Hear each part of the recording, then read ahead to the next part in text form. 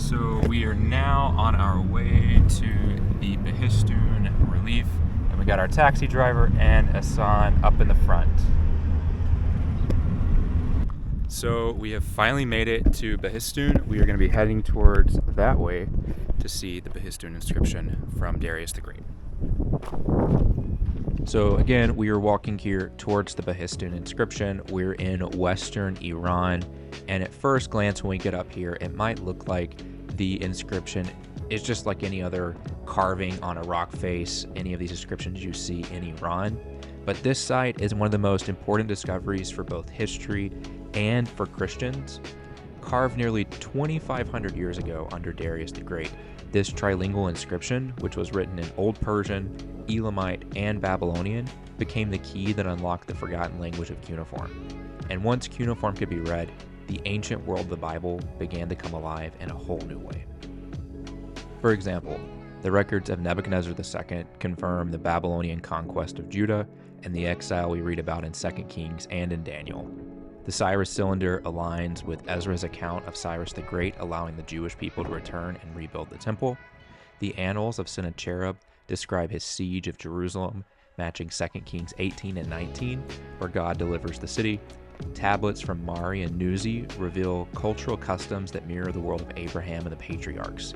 And even flood stories like those in the Epic of Gilgamesh echo the memory of Noah's flood. These discoveries remind us that the events of Scripture are grounded in real history. But here's the thing. None of this would have been possible without first unlocking cuneiform itself. For centuries, these wedge-shaped marks on clay tablets were a mystery. No one could read them. The breakthrough came right here at Behistun. In the 1800s, a British officer named Henry Rawlinson climbed this very cliff that we see here in front of us, often hanging by ropes, and painstakingly copied the inscriptions. What he discovered was remarkable. King Darius had recorded the same story of his rise to power in 3 different languages. Just like the Rosetta Stone had unlocked Egyptian hieroglyphs, the Behistun inscription became the key to deciphering cuneiform. Scholars could finally compare the texts side by side, and with that, the lost world of Mesopotamia opened up.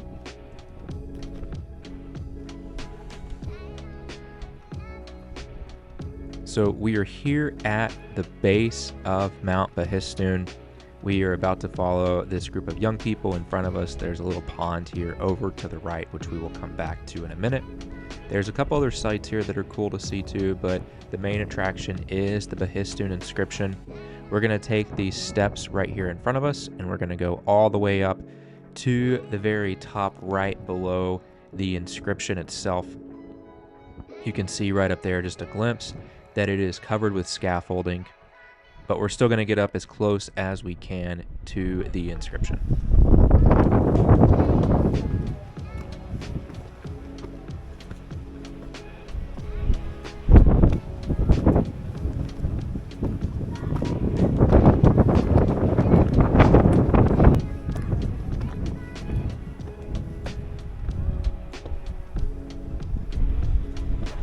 Looks like the whole thing's covered with scaffolding, so not sure how much of this I'm actually be able to see.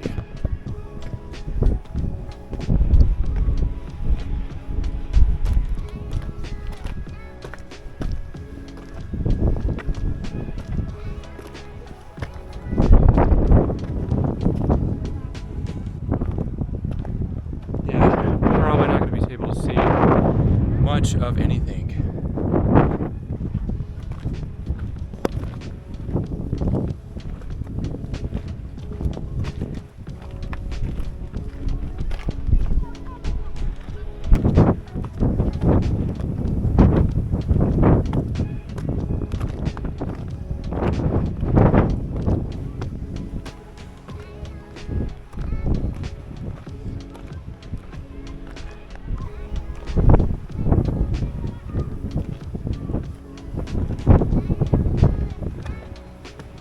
Hello. Do I? America. Oh, nice to meet you. Cool. Cool.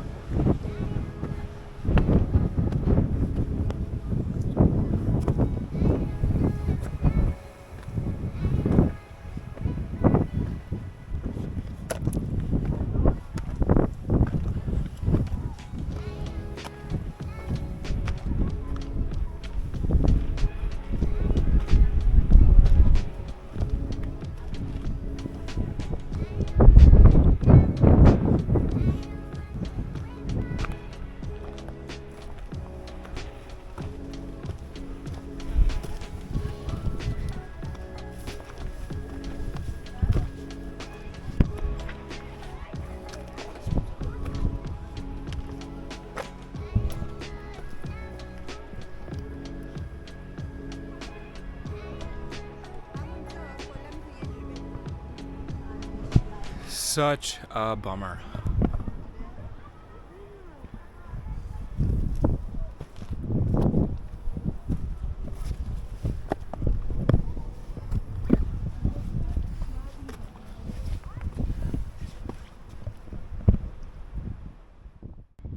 And this is the view right in front of the Behistun inscription.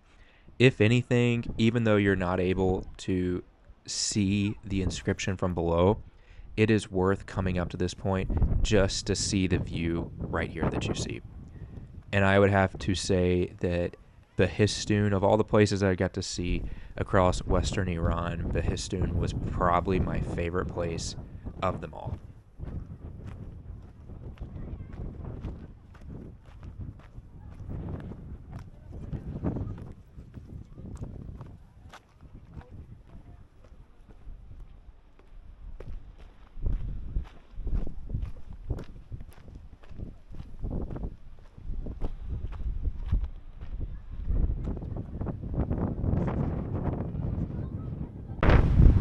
So we just climbed up to the top.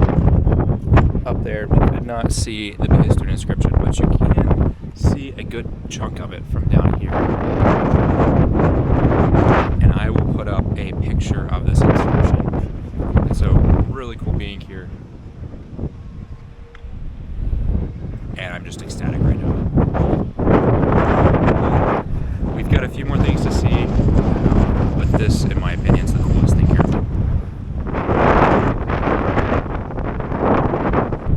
I can feel the raindrops on me right now. Hopefully we can make it to the statue of Hercules before the bottom falls out here. But up there we got one last time the Behistun inscription.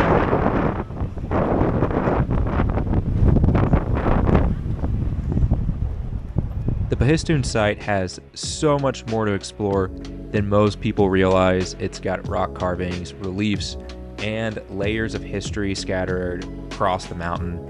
But today, with a storm rolling in and only a limited amount of time, I will only be able to show y'all just 3 of those. We've already seen the inscription. We're next heading to the Neanderthal cave, and then after that, we'll make our way over to the statue of Hercules. And so right across from that inscription, you'll see this path that we're going up now. It is taking us to one of the oldest parts of the site here. And archaeologists have found evidence of human life here stretching back thousands of years. So right up this path, we're about to see the cave, which we will step inside.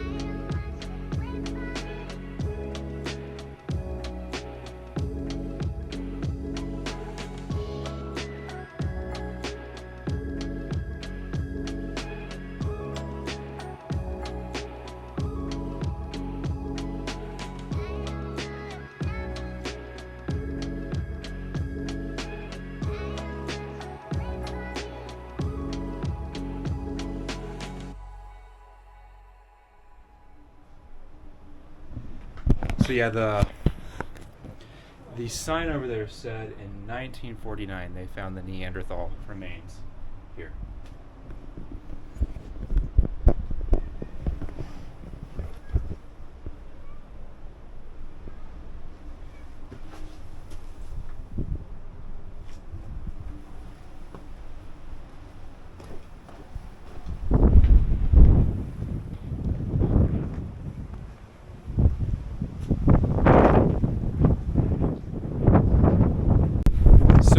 Last thing we're going to see here is the statue of Hercules that is carved onto the side of the mountain. The reclining Hercules that we see here in front of us was carved in 148 BC. It was a Seleucid addition from a time when Greek culture had spread deep into Persia. Hercules is shown lying back at rest, holding a bowl in one hand with his great club laid beside him. What I love is that in this one place, you can see the overlap of empires. The Persians above, the Greeks beside them, just as the book of Daniel described the succession of kingdoms. This statue measures just under 5 feet in length from head to foot. And despite its modest size, it has endured a turbulent history. The head of Hercules has been stolen multiple times over the years. What you see today on the statue is a replica. The most recent recovery of the head took place in 1996 when it was finally returned after being looted. This wraps up our time here at Behistun. I hope you enjoyed this video. If you did, don't forget to hit that subscribe button down below because it helps me continue making content just like this video.